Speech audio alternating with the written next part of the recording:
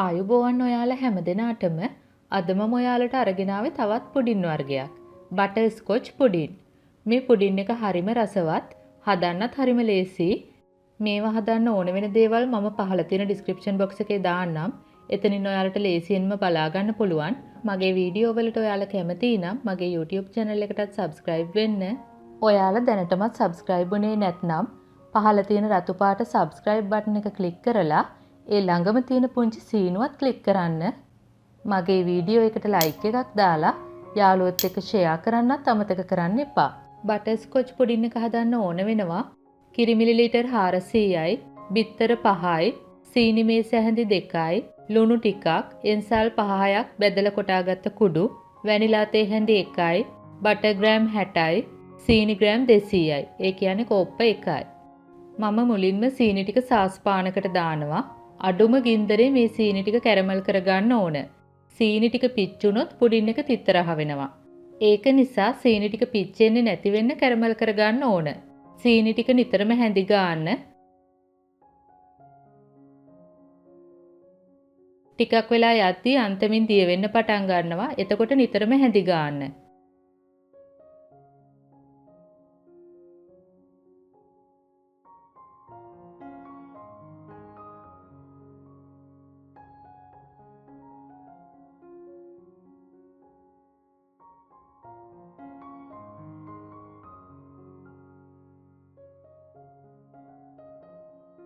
දැන් බලන්න කැට කැට වගේ වෙලා තියෙන්නේ. දිගටම හැඳි ගන්න.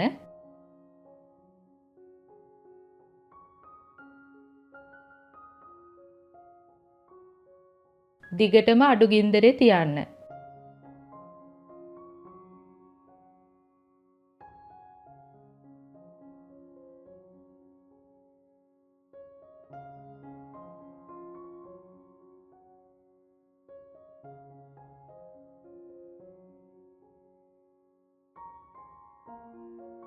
දැන් සීනි ටික දිය වෙලා තියෙන්නේ. දැන් ඉක්මනින්ම ලිප ඕෆ් කරගන්න. බටර් ටික දාලා මේ වගේ හැඳි ගාලා දිය කරගන්න.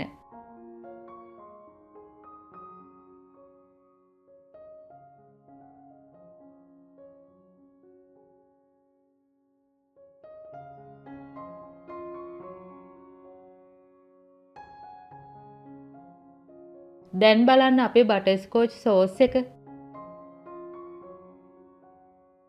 දැන් මේ වගේ කිරි ටිකක් දාලා කවලම් කරගන්න.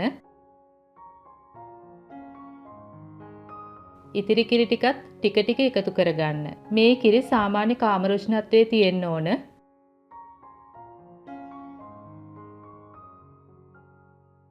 ආයෙත් දැන් ලිප ඔන් කරගන්න.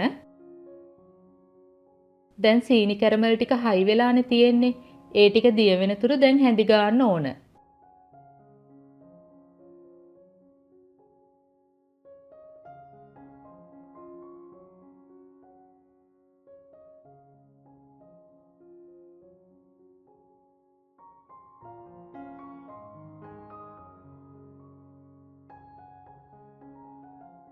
විස්ක් එකකින් කරනව නම් ලේසි.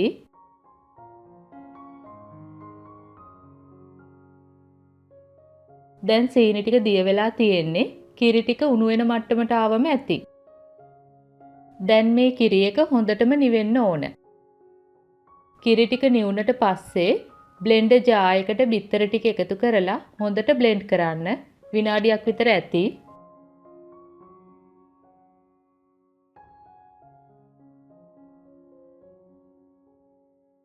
දැන් සීනි මේස හැඳි 2, එන්සාල් කුඩු, ලුණු, වැනිලා එකතු කරන්න. ආයෙත් විනාඩියක් විතර බ්ලෙන්ඩ් කරගන්න.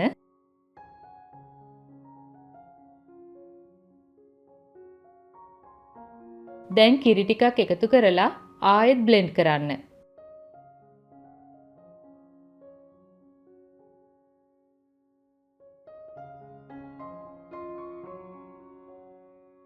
ඉතිරි කිරි ටිකත් එකතු කරන්න. දැන් විනාඩි 2ක් විතර හොඳටම බ්ලෙන්ඩ් කරගන්න.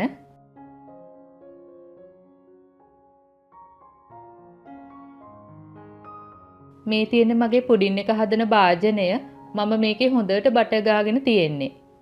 දැන් මිශ්‍රණය මේ වගේ පෙරා ගන්න.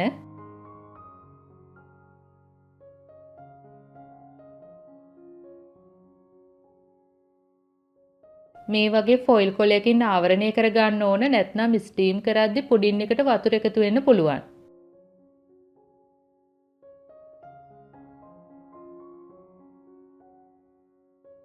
දැන් මේ පුඩින් එක විනාඩි 30ක් 40ක් විතර හොඳට ස්ටීම් කර ගන්න ඕන.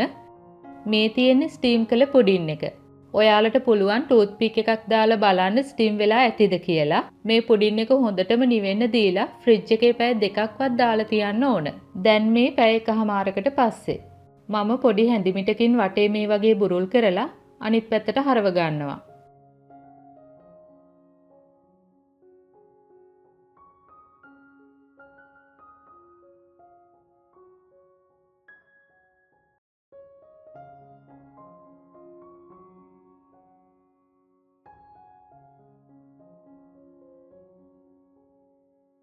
මම ඔයාලට පුඩින් එක කපලා පෙන්නන්නම් ඇතුළ පේන්නේ කොයි වගේද කියලා.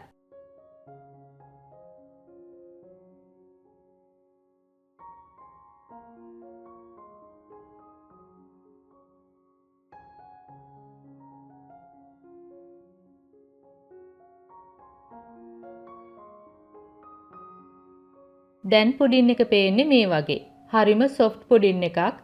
ඔයාලටත් දැන් ලේසියෙන්ම බටර්ස්කොච් පුඩින් එක හදන්න පුළුවන්නේ. ඉතින් ඔයාලත් මේ පුඩින් එක හදලා පවුලේ අයත් එක්ක රස විඳින්න. මේ සම්බන්ධයෙන් ඔයාලට තියෙන ගැටලු යෝජනා අදහස් පහලින් කමෙන්ට් කරන්න. ආයෙත් මේ වගේම රසබර වීඩියෝ එකකින් හමු වෙනතුරු ඔයාලට සුබ දවසක්. ස්තුතියි.